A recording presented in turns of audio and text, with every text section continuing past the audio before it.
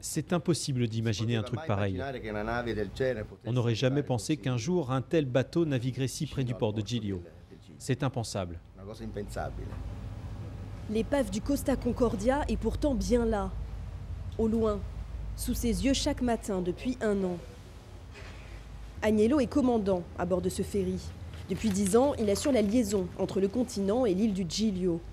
La nuit du drame, celle du 13 janvier 2012, il a été l'un des premiers sur les lieux. La capitainerie locale m'a appelé. On m'a dit « Il faut y aller, il y a un bateau en difficulté ».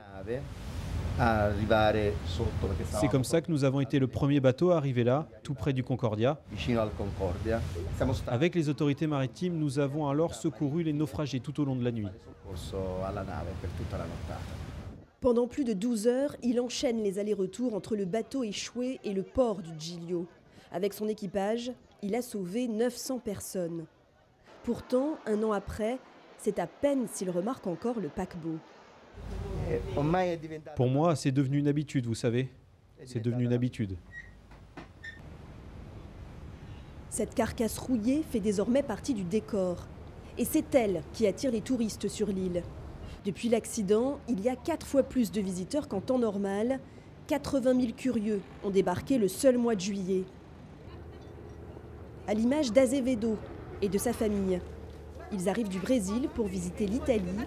Au programme, Venise, Rome, Florence et Giglio, nouvelle étape incontournable. Il y a 1 an, quand on a vu cette tragédie à la télévision chez nous au Brésil, personne ne voulait y croire, tout le monde était bouche bée. Alors maintenant, voir le bateau de près, pour de vrai, c'est inexplicable. Il n'y a pas de mots. Pas de mots.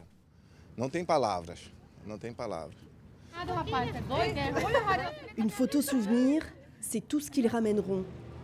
À peine 1 heure sur place, ces Brésiliens ne prendront même pas le temps de visiter le reste de l'île. Un tourisme express que le maire a décidé d'exploiter, même s'il s'en défend. Depuis le 1er juillet, il a mis en place une nouvelle taxe directement prélevée sur le billet du ferry.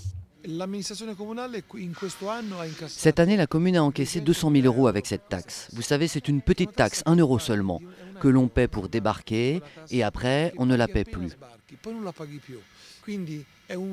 Au final, on ne peut pas vraiment appeler ça une taxe, le mot est un peu galvaudé. C'est plutôt une contribution pour le maintien d'une île propre. Mais tout le monde ne profite pas de ce tourisme morbide. Je vous demande l'autorisation de quitter le port et de naviguer dans la zone autorisée du Concordia. Pour Mauro, le business s'est dégradé. Au lieu de vanter les mérites du petit archipel, il fait le tour de l'épave avec touristes et journalistes.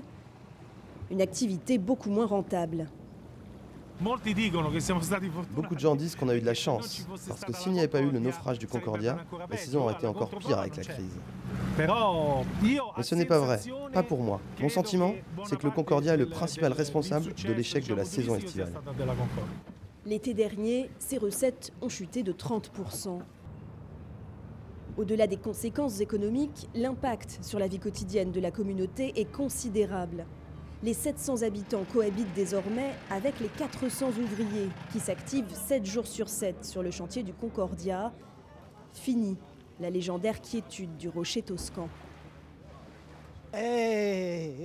On espère surtout que tout va rentrer dans l'ordre. Parce que ce n'est pas quelque chose de facile, vous savez. Si l'épave reste là, ça me va quand même.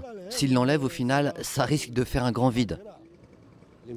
L'impact est fort pour les habitants de Giglio, vous savez. Ce bateau a provoqué tellement de réactions. Il y a d'abord eu le choc de l'impact visuel, la vue gâchée, puis l'indifférence et aussi de l'embarras provoqué par cette épave échouée là sur notre côte, nos rochers. On voudrait simplement que le bateau soit retiré de là le plus vite possible à présent. Mais le vaisseau fantôme sera encore là l'été prochain, car ce chantier unique au monde a pris du retard et déjà englouti plus de 310 millions d'euros. La carcasse de l'insubmersible ne sera pas remorquée avant l'automne. Les insulaires vont devoir encore patienter avant de retrouver leur Giglio de carte postale.